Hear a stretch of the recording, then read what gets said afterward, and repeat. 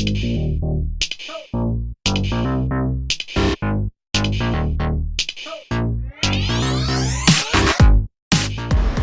mjesec dana saznala sam da moram biti kuma 2 puta. Jednom na vjenčanju, jednom na krizmi. I onda sam si postavila ono najgore pitanje koje si žena može postaviti. Što da obučem? Odlučila sam otići u Importane jer gdje drugdje i pokušati pronaći neku lijepu haljinu za svadbu. I krizmu. Pa, hajmo.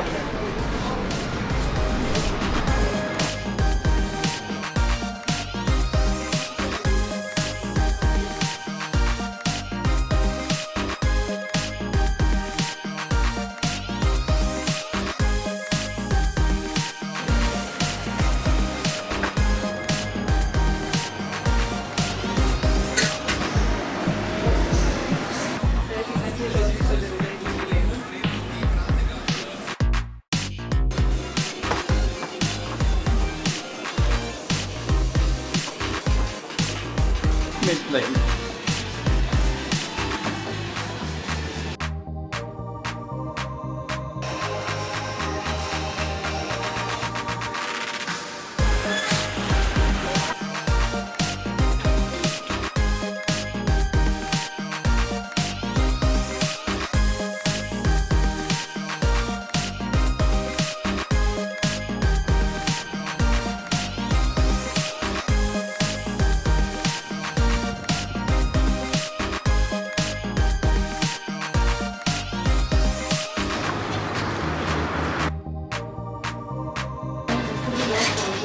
Ko bi rekao da ovako slično haljine? Ima džepove.